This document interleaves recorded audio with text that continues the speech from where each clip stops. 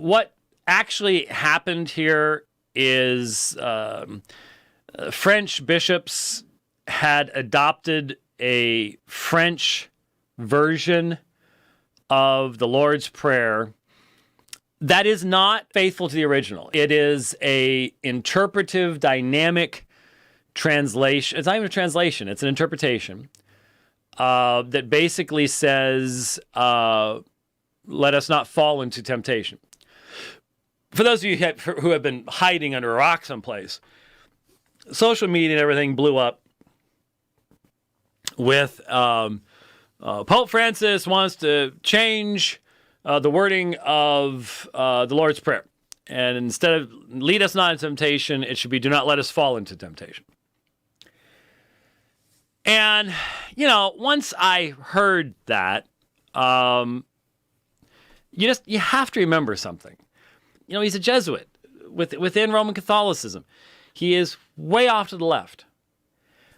And leftists like certain forms of, the idea of a fixed scriptural text is anathema to them. It gives them hives. And so paraphrasing things, and it just fits perfectly with who Francis is, okay?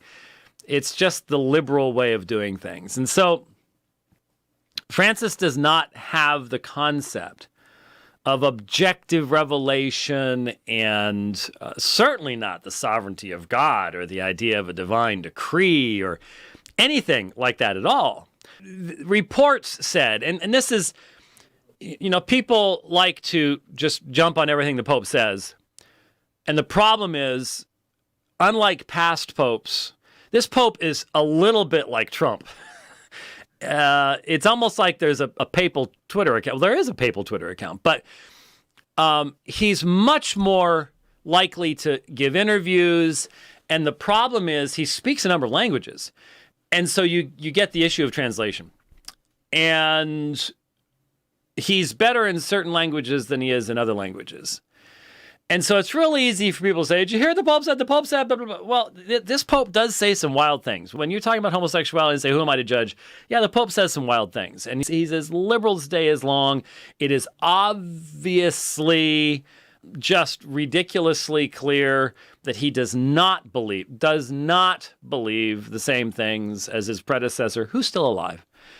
This is a great time for illustration of the fact that the Roman Catholic concept of the papacy as this means of getting past the problems with sola scriptura. All you Protestants, all you've got is the Bible, and so you get all these disagreements as a result. Yeah, we do have disagreements, but it's not because of that. You got disagreements amongst your currently living popes, for crying out loud. That's just how it works. Seriously.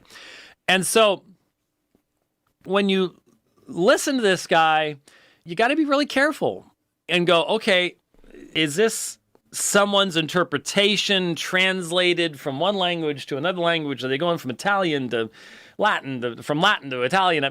Who knows what they're doing? You've just got to be careful. There's no reason to jump on things instantly.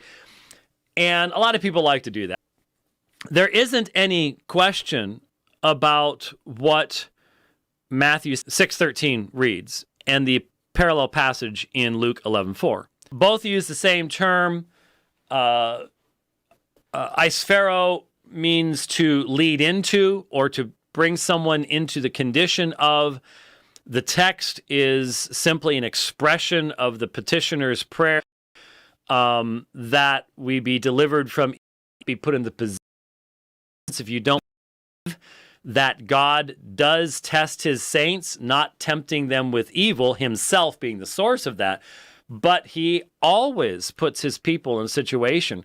He doesn't carry us about on beds of ease. He puts us in difficult situations that test and try the character, etc., etc. But obviously it should be our desire that God would, in this day, lead us in such a way that we are not in constant strife and battle. If we're going to be, he's going to be there with us. But we're simply expressing our desire there. And so the whole point is the Pope doesn't have that concept. He doesn't have the concept of God's sovereignty, providence. I mean, the guy's pretty much a universalist, you know? I mean, liberalism just doesn't have any place for this. And that's where it's really coming from. Instead, people are getting the idea, the Pope thinks he can change the Bible. He wasn't saying, I, as the Bishop of Rome, determined that the terminology that was utilized, that eis pharaoh is not the proper Greek term. Now, I suppose, given what Rome has done, I guess it would be possible that you could do this because, remember, for years, the official version of the Bible for Rome was not the Greek New Testament. It was the Latin Vulgate. And that was the language of the church, and that was the infallible revelation. But even then, once they abandoned that, there is still the argumentation that, well, you know, in Matthew chapter 16, the original Aramaic would indicate, well, we don't have an original Aramaic, and there is no evidence, there's no solid, compelling evidence that the book of Matthew was written in Aramaic. The Matthew we possess today was originally written in Greek. And the vast majority of scholarship recognizes that. It's only fringe stuff that says anything other than that. And so you can speculate all you want on what the original Aramaic would be. If you want to sell books, that's what you do. You speculate on the original Aramaic. But you don't have any evidence for it. And so I suppose that the Pope could claim that eis pharaoh, to lead into a condition, is somehow misrepresentative of the original Aramaic, but then he'd have to actually come up with an original Aramaic, which he ain't going to do. He's not going to say, and the Aramaic was. That I don't know why he wouldn't have that capacity, but that's not going to happen in the modern day. It's almost like a revelational type thing, I suppose. So that's what's really going on with this whole thing. It's sort of been blown out of proportion, to be honest with you. But at the same time, what it demonstrates is just how far to the left Francis is. And when you can go from the former head of the Congregation for the Faith, which is, i.e., the Inquisition, and that's what Ratzinger was, to Francis in one shift, the pendulum swing like you wouldn't believe. And, you know, from the world's perspective, that's not overly surprising. It's all politics anyways. But to the believing Roman Catholic that believes that these men are the vicar of Christ, and they're the ones that deliver us from the confusion of sola scriptura and all the rest of that stuff. Sorry, doesn't work, doesn't happen. And so that's going on there. Keep that in mind as you hear the discussions going on, so on and so forth.